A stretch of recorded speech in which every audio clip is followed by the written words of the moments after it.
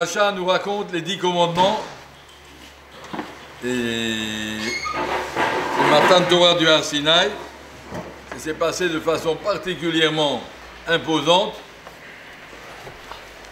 On va juste lire un passouk dans Parashat Vayetranan, où la Torah nous reprend encore une fois les 10 commandements, à part ce qu'il y a dans Parashat Yitro. Moshe Rabbeinu nous a répété dans Parashat Vayetranan. Là, il y a un passouk comme ça d'introduction. Rak ishamer lecha. Fais bien attention à toi. Ushmor nafshecha meod. Fais attention à tout ton nefesh. Attention. De quoi? Pentishkach et advarim asher u'enecha. Que tu n'oublies jamais les choses que tes yeux ont vues. Ou penyasur milvavra. Ne se quitte pas ton cœur. Kol yemei chayecha toute ta vie. Vordatam levanera levanera. Fais-les passer à tes enfants et à tes petits-enfants. Fais attention. Yom asher amata lifnei Hashem elkecha. N'oublie jamais ce mahamad, cette position que tu étais devant Hachem au Har Sinaï. Bémor Hachem elayakeli et am, qu'Hachem m'a dit rassemblez-vous. Ve'ashmiem et dvarai, je vais leur faire entendre mes paroles. Chez Lamdou, Yaché il me donne le iraouti kolayamim. Pour qu'ils apprennent à craindre Akadosh Baruch Hu pour tout l'avenir. Benehem et Lamdenoun fait passer ça à leurs enfants. Donc la Torah nous dit dans Parashat Vayetranan pour beaucoup de Rishonim. C'est ici de Oraïta. Faites attention, n'oubliez jamais le Mahamad Har Sinaï. Ce n'est pas simplement une histoire, c'est la base de toute notre Neshama. On te dit Pentishkach ushmor nafshecha meod. Fais attention de ne jamais oublier la grandeur de cet événement qui s'appelle le Har Sinaï. Toute notre Emouna, toute notre Torah, toute notre Yirat Shamayim est basée sur Matan Torah Har Sinaï. La façon dont Akadosh Baruch Hu a donné la Torah, il aurait pu la donner de façon beaucoup plus discrète, il l'a donnée de façon très imposante. Cette façon-là, c'est ce qu'il ne faut pas oublier. Rappelez-vous, comme il y avait du tonnerre, et il y avait des éclairs, et il y avait du chauffard, et il y avait du feu, et il y avait, c'était de façon tellement impressionnante. Udvarav shamata mitor ha'esh, tu as entendu la parole d'Hachem, mitor ha'esh, de l'intérieur d'un feu. Tout ça, ça nous apprend la grandeur du Matan Torah et savoir quelle est la place Matan Torah de notre Emouna. C'est quelque chose qu'on n'a pas le droit d'oublier. On n'a pas le droit d'oublier, on n'a pas le droit de passer à côté, c'est pas un détail, c'est toute man de Shama qui est à lui dans ça, qui dépend de ça, ce Mahamad Har Sinaï. Il faut vraiment que ce soit vivant devant tes yeux, comme on s'est dit, fais passer ça à tes enfants, à tes petits-enfants. Il faut que ce soit le Mahamad Har Sinaï, c'est quelque chose de clair devant nos yeux. Il faut se le représenter. Lisez bien les psukim qui précèdent et qui suivent les 10 commandements dans Parashat Yitro, pour bien comprendre et retrouver encore une fois à la fin de Parashat Mishpatim, et le retrouver encore une fois dans Parashat Vayetranan, de retrouver comment ce Mahamad Har Sinaï était tellement impressionnant. La montagne elle-même était devenue un feu. D'habitude, la terre, ça ne brûle pas. Mais là, la terre brûlait. Plus qu'un volcan. Toute la terre tremblait. Bon, c'était vraiment tellement impressionnant. Alors, le Rav Alshir nous dit, Akadosh Baruch Hu a mis dans ces 10 commandements, dans cette façon de présenter la Torah de façon tellement impressionnante, Akadosh Baruch Hu a mis là-dedans les 13 articles de foi. Il y a 13 choses qui s'appellent Ani Ma'amin, qu'on résume poétiquement dans le Yigdal Elokim Chai. Mais il y a 13 articles de foi. Qu'est-ce qui sont ces articles que Rambam nous dit dans l'introduction de Sanhedrin là-bas? C'est quoi ces 13 articles? En quoi ils sont différents? 13 articles de foi sur lesquels, si on n'est pas Ma'amin à l'un de ces 13 articles, on s'appelle un apikoros. Apikosim, il y a beaucoup de définitions, mais entre autres, c'est le Rambam il dit, quelqu'un qui n'est pas prêt à accepter une des 13 choses des Ani Ma'amin, il n'est pas dans la Torah, il est un apikoros. Qu'est-ce qu'on appelle un imamin? Il y a 13 choses. Je vais vous les lire clairement, qu'on soit bien d'accord. Elles sont dans l'ordre du Yigdal. Il y a des Sidurim qui les présentent autrement, mais je les prends dans l'ordre Jogisrei Ikarim, tel que le Rambam les a écrits. Premier Ikar, je vais vous les lire d'abord les 13 principes, parce que c'est important, il faut les connaître. On peut pas... Si quelqu'un il dit je suis prêt à tout croire, mais celui-là, le 11e ou le 14e, et ça m'est difficile, alors tu n'es pas un juif. Tu es un juif par naissance, mais tu t'es sorti du clan d'Israël. La base, la émouna d'un juif, c'est d'être ma'amin tout ça. Si on n'a pas tout ça, eh bien, ça ne va plus. Si un juif il mange du lapin, alors c'est un pauvre type, mais c'est un bon juif. Bon, il doit faire attention, il doit arrêter ça. Mais si un juif il dit je ne suis pas prêt à croire que une de ces 13 choses, eh bien il est sorti, il se sort volontairement de toute la émouna du peuple juif. La différence entre un ma'amin et un piqueur, c'est ça. 13 choses. La première chose, Ani ma'amin, qu'Akadosh Baruch Hu est seul, et c'est lui qui tient et qui maintient le monde. Ça c'est Anochi Hashem Yoker. Après le deuxième, Kadosh Baruch Hu, Hu le Vado Aya Oveveye. Il est non seulement celui qui a tout fait, qui a créé le monde, qu'il existe. Donc, premièrement, Hashem existe. Deuxièmement, Hashem est seul. Il n'a pas d'associé, Khalila. Troisièmement, qu'il n'est pas un gouffre, il n'a aucune forme matérielle. Kadosh Baruch Hu n'est pas une forme matérielle. Une fois attrapé dans le métro à Paris par un monsieur, un non-juif. Il m'a dit, je me suis disputé avec mon professeur d'islam, est-ce que le trône d'Akadosh Baruch Hu, il est en bois, ou il est en pierre, ou c'est simplement une image? J'ai dit, non, ça peut être une image, ça ne peut pas être Akadosh Baruch Hu, il n'est pas assis sur de la pierre ni sur du bois. Ah ben c'est ce que j'ai dit, mais mon professeur, il tenait absolument que je sois en pierre ou en bois, mais j'ai dit, non, c'est pas possible. Voilà, c'est pas possible. Donc il faut doit savoir que Akadosh Baruch Hu, il n'est pas un gouffre, et pas un 10 millions de crânes, il n'y a rien à voir avec un corps matériel. Quatrièmement, Ani Ma'amin, Kadosh Baruch Hu est Rishon ou Acharon. Kadosh Baruch Hu était là avant la création du monde, et il sera là après la destruction du monde. Il est, comme on dit en français, l'éternel, Aya Robéveillé. Sixièmement, Ani Ma'amin, que le Vado Raoulit Palel, En Raoulit Palel de Zulato, qu'il n'y a aucune raison de prier à des intermédiaires, on ne peut prier qu'à Kadosh Baruch Hu. Si tu dis soleil, je t'en prie, c'est toi qui amènes la pluie et le beau temps, je t'en prie soleil, on n'a pas le droit de prier au soleil. N'importe quel intermédiaire, on n'a pas le droit de prier à l'intermédiaire, on a prié à Hachem seulement. Et septièmement, chez Kol Divrei Nevi'im, Emet, je suis Ma'amin, que tout ce qui est marqué dans les Nevi'im, c'est vrai. C'est marqué dans les Nevi'im, que je vous ai dit telle ou telle chose, je veux bien croire à la nevoie. Je suis obligé de croire chaque mot de la nevoie, ce n'est pas des trucs qu'ils ont inventés, qu'ils ont ajoutés. Quand on te dit Ani Ma'amin de la nevoie, c'est vrai. Ensuite, de la 8e, c'est pas dans le même ordre que certains sidourim, mais je prends l'ordre du Rambam. Ani Ma'amin de la Torah M'suya Bedenu Hayom, Hiyantuha Moshe Rabbeinu Alav Hashem. Je suis Ma'amin que toute la Torah qu'on a aujourd'hui, c'est-à-dire chaque ligne de la Gemara, et du Rashbo, et du Mishnah Bura, tout ça, ça a été donné au Har Sinaï. Il n'y a pas d'ajoutation à travers les siècles, toute la Torah, elle vient entièrement du Har Sinaï. La Torah, toute la Torah que nous avons aujourd'hui a été donnée à Moshe. Moshe Rabbeinu a fait 40 jours au Har Sinaï pour apprendre toute la Torah d'Akadosh Baruch Hu.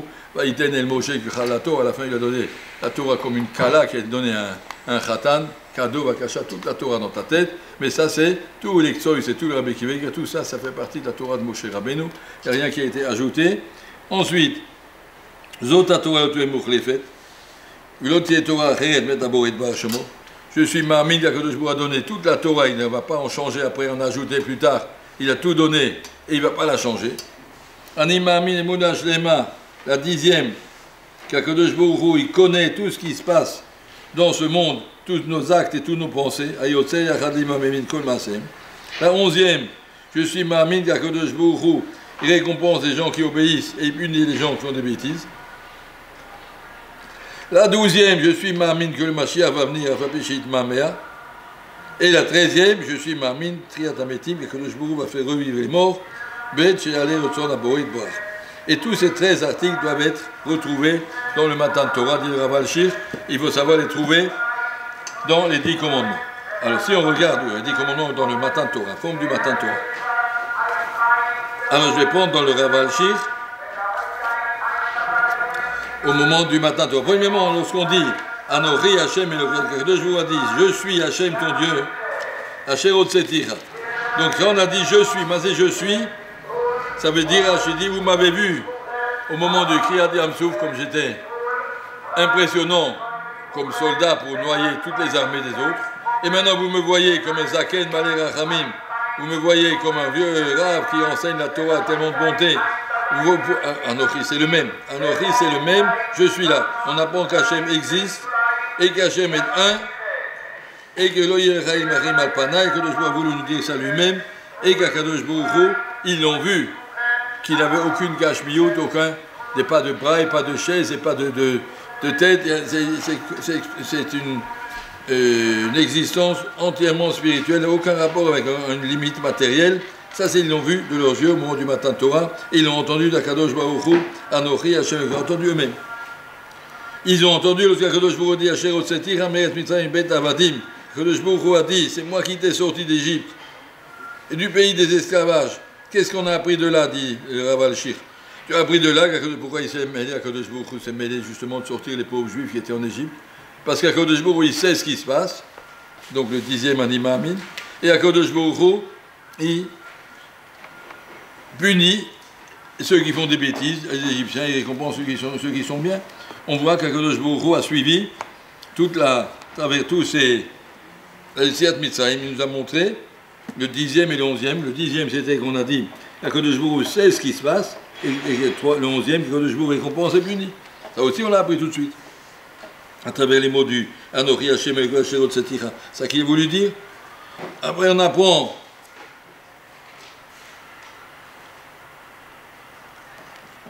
que Vayar et Israël met Asvat Hayam. Qui vous avez vu Mitzrayim met Asvat Hayam. J'ai dit Mitzrayim, c'était le Sar de Mitzrayim, le grand Malach Bashamaim, qui s'appelait responsable de toute l'Égypte. Et vous l'avez vu, ce Malach qui est mort, donc Akadosh Baruch Hu est au-dessus et plus fort que toutes les autres forces qui existent, qu'il a créées dans le monde. Comme on a dit, Akadosh Baruch Hu est seul, à lui il faut prier. Il ne faut pas prier à des intermédiaires, puisque Akadosh Baruch Hu est plus fort que les intermédiaires. Il les détruit, il les enlève. Il ne faut pas s'adresser directement à celui qui a les forces, ce n'est pas celui qui n'est qu'un employé. Ça, c'est comment il a pris le 5e. Et le 4e, quand il a dit Akadosh Baruch Hu est Rishon ou Acharon, puisqu'il a montré à travers les 10 plaies en Mitzrayim, Akadosh Baruch Hu, et c'est lui qui est le maître de la création. C'est lui qui peut transformer le sang, l'eau en sang, qui peut amener tous les animaux, qui peut transformer le jour en nuit, etc. Tout ce qu'il a, je dois montrer à travers les 10 plaies, que c'est lui le créateur. Tout ça, il faut apprendre, il faut le savoir de façon claire, qu'on ne reste pas avec des suécotes, toutes ces choses-là. Il faut qu'elles soient claires dans notre tête de façon précise. Ça a été dit par Akadosh Baruch Hu au moment du matin de Torah, ça a été montré au moment de la sortie d'Égypte. Après, c'est marqué B'chol Rohim et Takolot. Après le matin de Torah, tout le monde a vu. Qu'est-ce qu'on a vu? Rohim et Takolot, on a vu les paroles d'Akadosh Baruch Hu qui sont transformées en lettres. Qu'est-ce qu'on a vu? Que la Torah qui nous a été donnée par Moshe Rabbeinu, c'est la Torah d'Akadosh Baruch Hu. Donnez-moi maintenant que la Torah qui en a dans nos mains, c'est la Torah. On l'a vu cette Torah qui nous dit Kol Ha'am Rohim et Takolot. Ils ont vu cette Torah, ils ont vu aussi, en même temps, que la nevoie des Nevi'im émette, puisque tous les Juifs ont atteint le niveau de prophétie, vous êtes tous devenus Nevi'im.